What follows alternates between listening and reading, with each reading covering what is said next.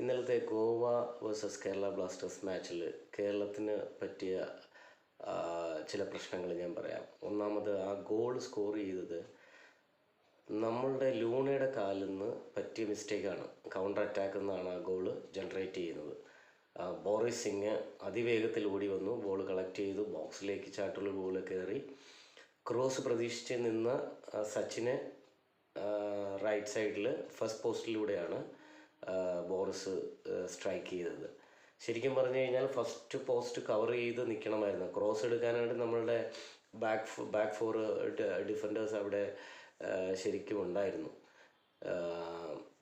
ആ അറ്റാക്ക് ലൂണയുടെ മിസ്റ്റേക്കാണ്. ലൂണയുടെ കാലിൽ നിന്നാണ് ബോൾ പോയത്. അത് പോയത് ഇമ്മീഡിയറ്റ്ലി ഓവർലാപ്പ് ചെയ്ത് വന്ന ബോറിസ് സിംഗ് അത് എടുക്കുകയും ചെയ്തു. ബോറിസ് ശരിക്കും നോവയെ മാർക്ക് ചെയ്ത് നിൽക്കുകയായിരുന്നു. അത് കാരണം നമ്മളുടെ ടീമെല്ലാം അറ്റാക്കിംഗ് പൊസിഷനിലായിരുന്നു.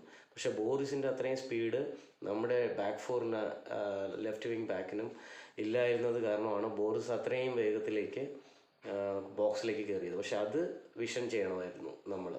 കാര്യം കൗണ്ടർ അറ്റാക്ക് വന്നു കഴിഞ്ഞാൽ ബോറിസ് ഓവർലാപ്പ് ചെയ്യും. ബോറിസിൻ്റെ അത്രയും സ്പീഡുള്ള ആളിനെ വേണം നമ്മളുടെ ബോറിസിനെ കവർ ചെയ്ത് നിൽക്കാനെന്നോട്ടുള്ള ഒരു ചെറിയ ഒരു കൺഫ്യൂഷനായിരുന്നു അവിടെ നമ്മുടെ കോച്ചിങ് സ്റ്റാഫിൻ്റെ ഭാഗത്തു നിന്നുണ്ടായത്. നമുക്ക് കിട്ടിയ അവസരങ്ങളും നല്ല അവസരങ്ങളായിരുന്നു. അതുപോലെ തന്നെ ഓവർലാപ്പ് ചെയ്ത് കയറിയ സന്ദീപ്, അതിൻ്റെ ആ റൈറ്റ് ഷോട്ട്, ശരിക്കും സന്ദീപിന് ടൈം ഉണ്ടായിരുന്നു ഷോട്ട് എടുക്കാനായിട്ട്, അല്ലെങ്കിൽ പ്ലേസ് ചെയ്താലും മതിയായിരുന്നു. ഇതൊക്കെ ഒരു പാഠമായിട്ട് വെച്ച് അടുത്ത കളിയിൽ ഇങ്ങനെയുള്ള മിസ്റ്റേക്സുകൾ വരാതെ കേരള ബ്ലാസ്റ്റേഴ്സ് നല്ല രീതിയിലാണ് കളിച്ചത്. നല്ല രീതിയിൽ ബോൾ പൊസിഷൻ, ബോൾ പാസസ് കൂടുതലായിരുന്നു, കോർണേഴ്സ് കൂടുതലായിരുന്നു, ഷോട്ട്സ് കൂടുതലായിരുന്നു. പക്ഷേ ക്രോസിങ് ആക്യുറസി കുറവായിരുന്നു. അവർക്ക് 22% ആക്യുറസി ഉണ്ട്, നമുക്ക് 10% ആക്യുറസി ഉണ്ടായിരുന്നു. ഇതെല്ലാം മനസ്സിലാക്കി അടുത്ത കളിയിൽ നല്ലതുപോലെ തിരിച്ചു വരാനായിട്ട് എല്ലാവിധ ആശംസകളും. Coach Jils signing off. Bye bye.